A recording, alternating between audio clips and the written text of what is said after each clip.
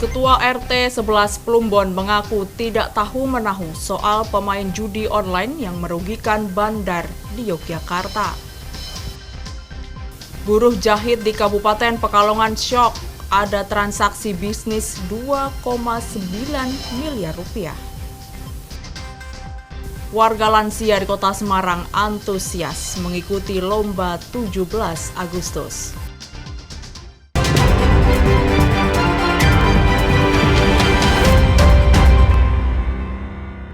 Saudara, bagaimana kabar Anda hari ini? Semoga selalu sehat. Selain 3 informasi tadi, sejumlah informasi menarik lainnya akan kami hadirkan untuk melengkapi Kompas Jateng hari ini. Selama 3 menit ke depan, Kompas Jateng menyajikan informasi independen dan terpercaya seputar Semarang, Jawa Tengah, dan Yogyakarta. Bersama saya, Novelia Hasanah.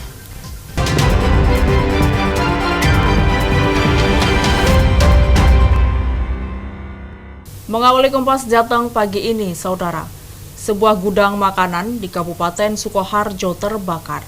Polisi masih mendalami pemicu kebakaran. Video amatir warga merekam sebagian tembok gudang yang roboh karena api membakar bangunan. Seorang warga melihat api muncul dari area gudang pada Minggu sekitar pukul 2:30 sore. Tidak lama berselang, muncul api yang melalap seluruh gudang. Yang terbakar adalah gudang penyimpanan dari produk Nestle. Ada tembok yang roboh di bagian belakang gedung, tembok sudah roboh. Berarti saking hebatnya api ya, Dan? Ya mungkin karena memang kita juga tidak tahu infrastruktur bangunannya seperti apa sehingga terbakar kemudian roboh juga. Belasan mobil pemadam kebakaran dari Kabupaten Sukoharjo, Kabupaten Klaten, dan Kabupaten Wonogiri dikerahkan untuk memadamkan api. Nani Astuti, Kompas TV, Sukoharjo, Jawa Tengah. Kita beralih ke sorotan lainnya, saudara. Diduga mengalami remblong, truk bermuatan alat berat terperosok di turunan Jalan Gombel Lama, Kota Semarang. Meski tidak ada korban jiwa, sebuah rumah mengalami kerusakan akibat tertimpa alat berat. Sebuah truk bermuatan alat berat Senin pagi melintang di pinggir Jalan Gombel Lama, Kota Semarang. Akibat kejadian tersebut, arus lalu lintas di turunan Jalan Raya Jatingaleh, Kota Semarang mengalami kemacetan. Untuk merekayasa kemacetan akibat kecelakaan tunggal ini, Satuan Polisi Lalu Lintas Polrestabes Semarang membuat kontraflow di Jalan Gombel Baru, Kota Semarang. Arah turun bawah ya? Turun bawah. Emang ada tujuannya kemana sih, Pak? Nggak tahu, belum. Kita rekayasa lalu lintas dulu. Jadi nanti akan dilakukan pemeriksaan ya untuk? Ya, pasti. Sementara itu, seorang pemilik rumah yang bagian depannya tertimpa alat berat mengaku diduga tidak bisa mengendalikan kendaraannya, truk akhirnya oleng dan terperosok lalu menimpa rumah. Dan tidak ada korban jiwa dalam peristiwa ini. Kendaraan itu mulai dari Sendangan terus sudah mulai orang tidak datang karena jatuh jeblok masuk lari sih. Dua kendaraan, yang satu bisa masuk ke jeblok, yang satunya masih tidak terjadi kecelakaan di Jalan Gombel Lama itu. Satu untuk korban jiwa tidak ada masalah seperti itu. Akibat kecelakaan tunggal yang terjadi di Jalan Gombel Lama, Kota Semarang, arus lalu lintas mengalami kepadatan di flyover Jatingaleh. Untuk mengurangi kemacetan arus lalu lintas, petugas melakukan rekayasa lalu lintas dengan menetapkan jalur 2 arah di Jalan Gombel Baru. Heri Widodo, Kompas TV, Semarang, Jawa Tengah. Kita bergeser ke Yogyakarta, saudara. Penggerebekan rumah kontrakan yang menjadi markas para pemain judi online di Bantul, Yogyakarta dilakukan atas laporan warga yang curiga dengan aktivitas penghuninya. Namun, Ketua RT setempat membantah pernyataan dari polisi. Sutrisno, Ketua RT 11 Plumbon Banguntapan, Bantul, Yogyakarta menyebut tidak tahu menahu dengan kegiatan judi online di wilayahnya. Warga di sekitar lokasi selama ini hanya mengetahui bahwa rumah yang digerebek adalah kantor perwakilan untuk kantor ojek daring. Ia tidak tahu aktivitas di dalamnya, termasuk tidak membuat laporan apapun. Bahkan pihak RT tidak mendapat informasi dari polisi yang berencana melakukan operasi tangkap tangan. Menurut informasi yang diterima, aktivitas para pemain judi online tersebut sudah beroperasi selama 1 tahun. Nah, kalau menurut saya itu kan yang perlu saya ya. Kayaknya Kak, lawang di sini di sebelahnya aja nggak ada yang tahu kok masa laporan dari warga. Kan nggak loh, kalau pihak berwajib akan melakukan sesuatu yang contohnya seperti itu, mestinya kan ada pemberitahuan ke ketua RT, koordinasi ke ketua RT, kan begitu. Pendapat saya yang saya tahu gitu. Tapi kan nggak tahu sama sekali, kita nggak diberitahu gitu loh. Pasca kasus ini dirilis, warga pun bereaksi jika polisi melindungi bandar judi online, kadang menangkap 5 pemain judi yang menang dengan mengakali sistem situs judi online.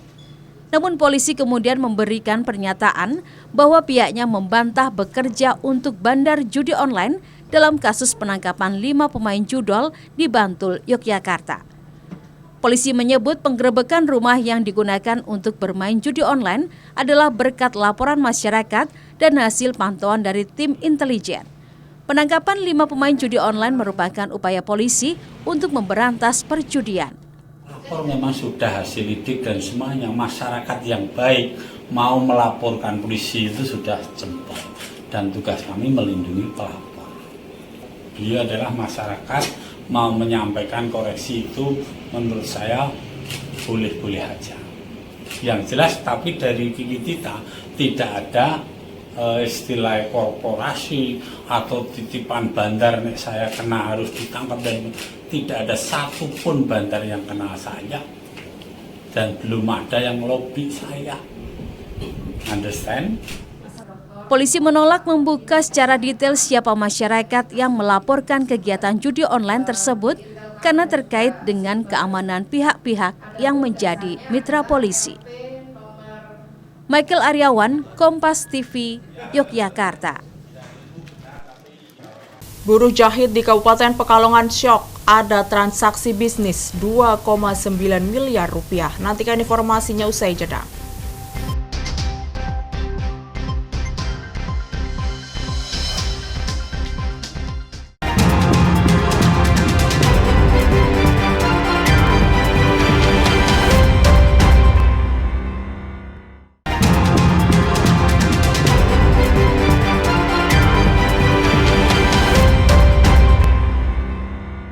Masih di Kompas Jateng bersama saya Novelia Hasanah. Seorang buruh jahit di Kabupaten Pekalongan, Jawa Tengah syok saat mendapat surat dari kantor pelayanan pajak Pratama yang meminta penjelasan atas transaksi bisnis senilai 2,9 miliar rupiah. Pihak KPP Pratama Pekalongan menduga ada penyalahgunaan NIK KTP.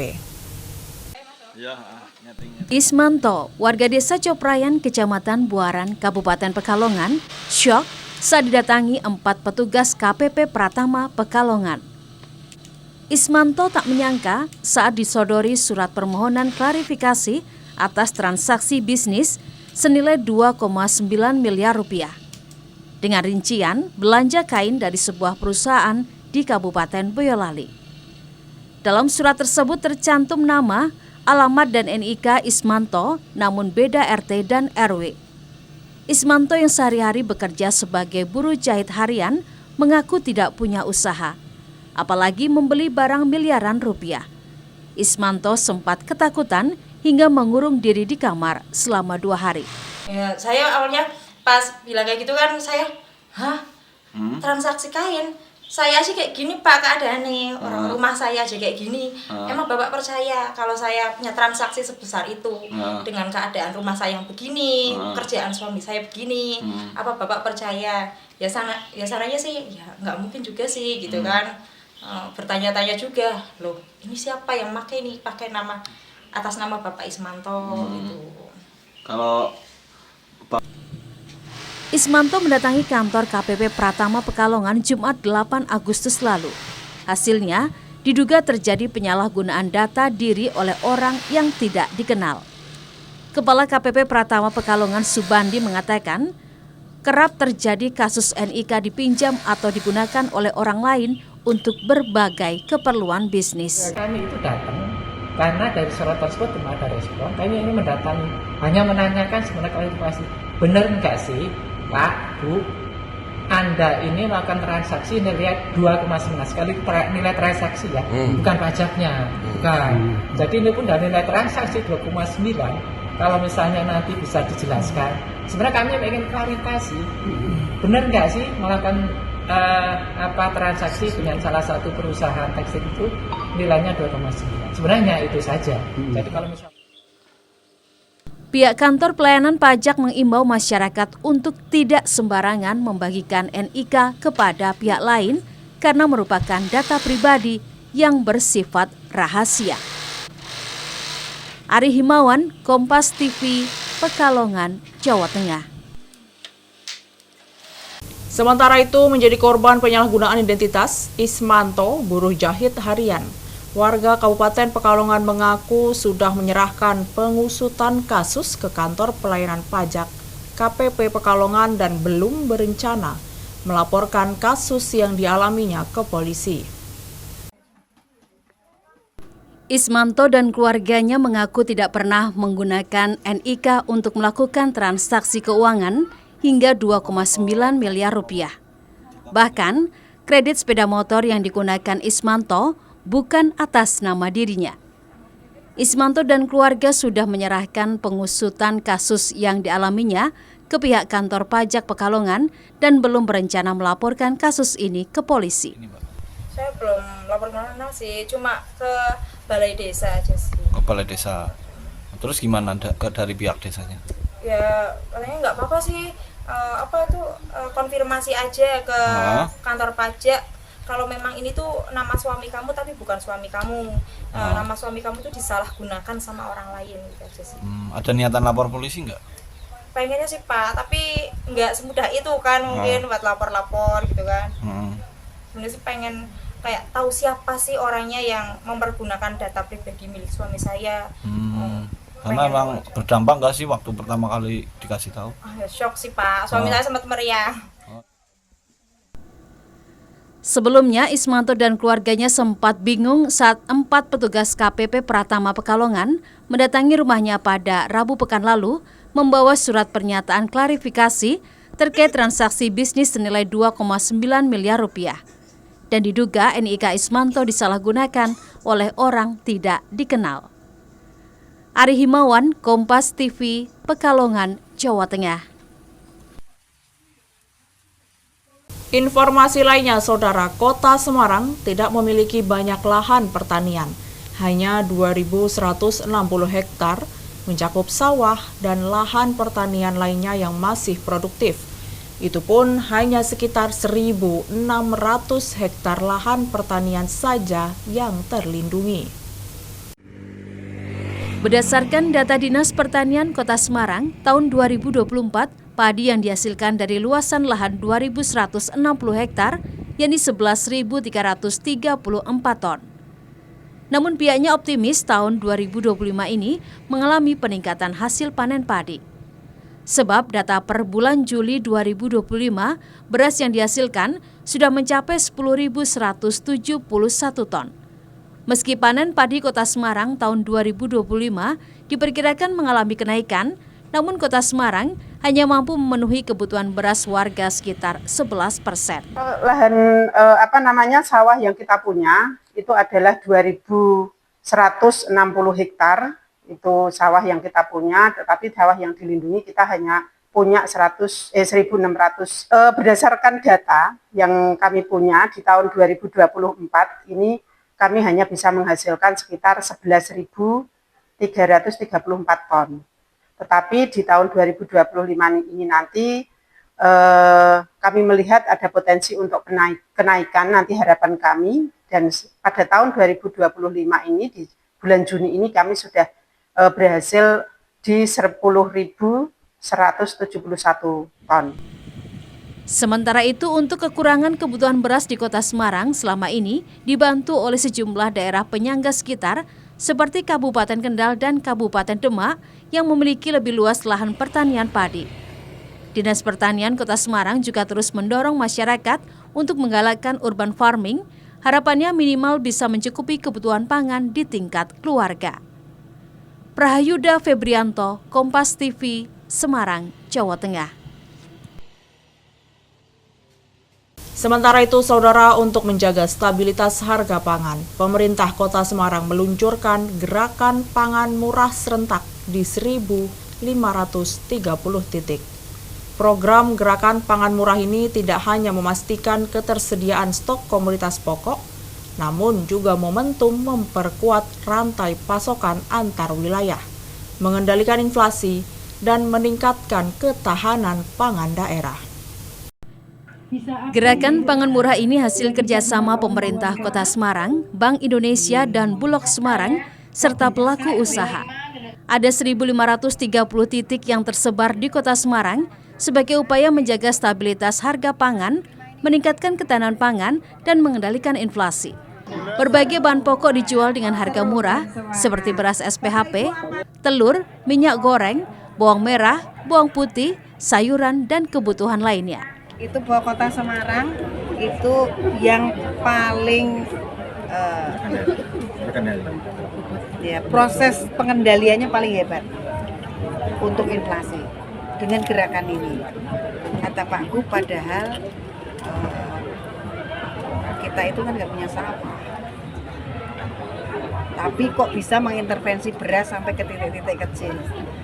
Apa resepnya? Ya, dari Bank Indonesia mengatakan deteksi dari Bank Indonesia adalah gerakan lumbung semar dan semar impli. BPM-nya sering, tapi serentak di 1.500 titik tuh kayaknya baru rekor deh. Jadi mudah-mudahan ini juga bisa menginisiasi, direplikasi juga ya di daerah lain, bahwa kita bisa mulai dari yang di daerah sekitar kita tanpa harus pasar yang memang besar. Jadi inisiatif dari sekarang ini kok saya lihat justru menggalang inisiatif dari masing-masing pemerintah daerah, dari yang terkecil untuk ikut bersama-sama memikirkan stabilisasi harga.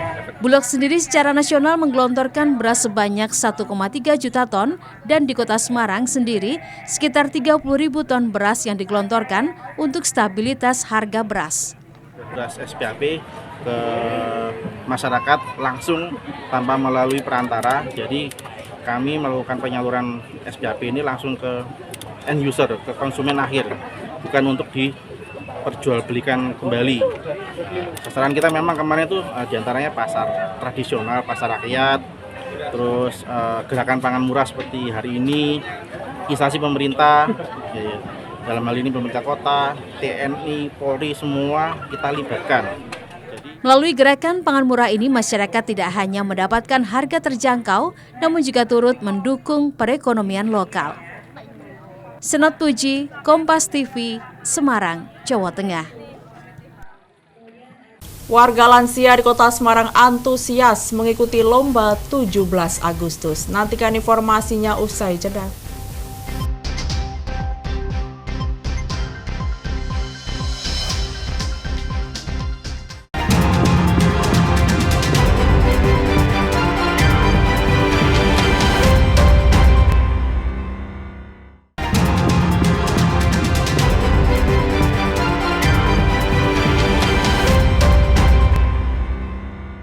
Terima kasih Anda masih di Kompas Jateng bersama saya Novelia Hasanah.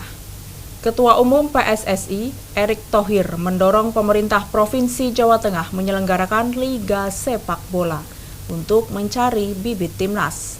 Erick Thohir mengharapkan Semarang sebagai ibu kota mempunyai lapangan sepak bola dengan fasilitas layak untuk latihan bersama tim nasional.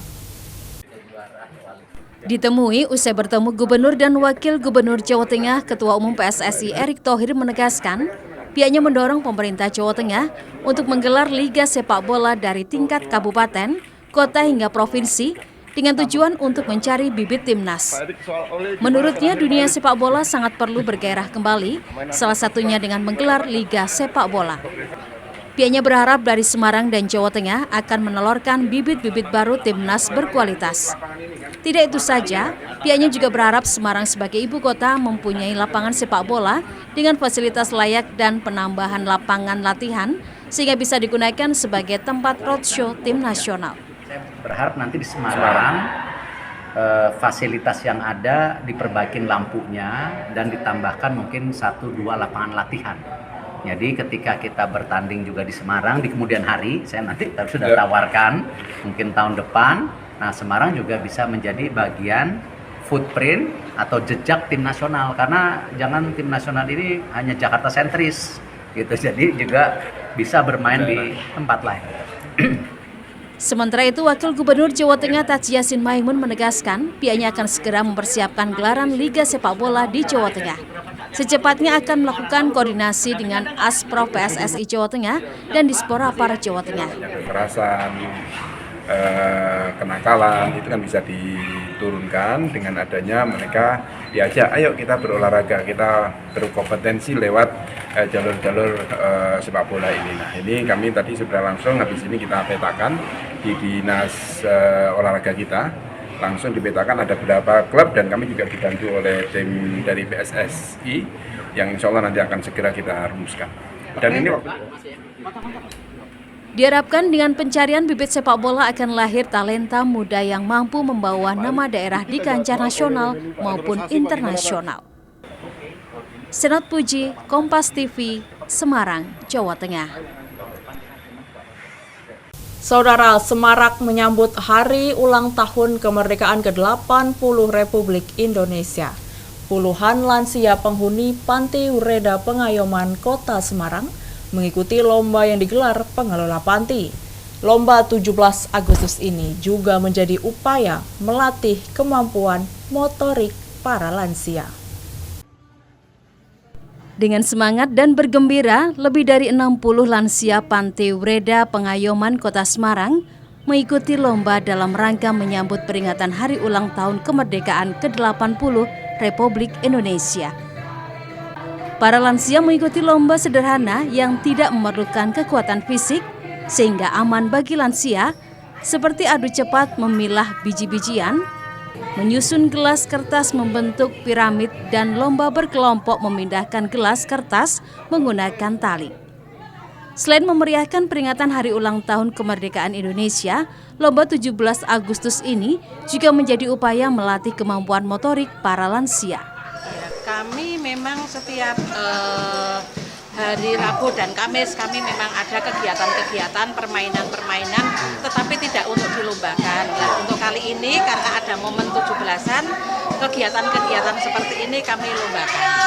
Agar ya orang tua itu ada kegiatan, tidak tidur, tidak menunggu segala sesuatu, tapi ada kegiatan yang positif. Salah satu penghuni panti yang antusias mengikuti perlombaan yakni Evelyn karena bisa menjadi hiburan dan mengurangi risiko pikun. Dapat hadiah. Tadi ikut apa? Tadi ikut apa tadi? Ikut apa tadi? Itu milih jagung sama kacang sama deli. Seneng nggak, Men? Licin pegangannya udah susah. Karena kecil-kecil ya Oma ya? Kecil-kecil. Terlalu kecil. Nah, seneng nggak? Ya seneng lah, daripada di dalam tidur kan enak ngumul-ngumul lah. Sekalian untuk menggerakkan jari-jari ini. Tangan, jadi nggak pekun lah, nggak tambah pekun. Lomba untuk para lansia di Panti Ureda Pengayoman Kota Semarang ini merupakan agenda tahunan. Melalui perlombaan ini, pengelola panti mengajak para lansia untuk selalu bergembira dan bersosialisasi sekaligus mempererat kebersamaan. Febriana Mila, Kompas TV, Semarang, Jawa Tengah. Informasi tadi sekaligus mengakhiri Kompas Jateng hari ini. Saya Novelia Hasanah, mewakili kerabat kerja yang bertugas, mengucapkan terima kasih atas perhatian Anda. Selamat mengikuti acara kami selanjutnya, Kompas TV, independen, terpercaya. Sampai jumpa.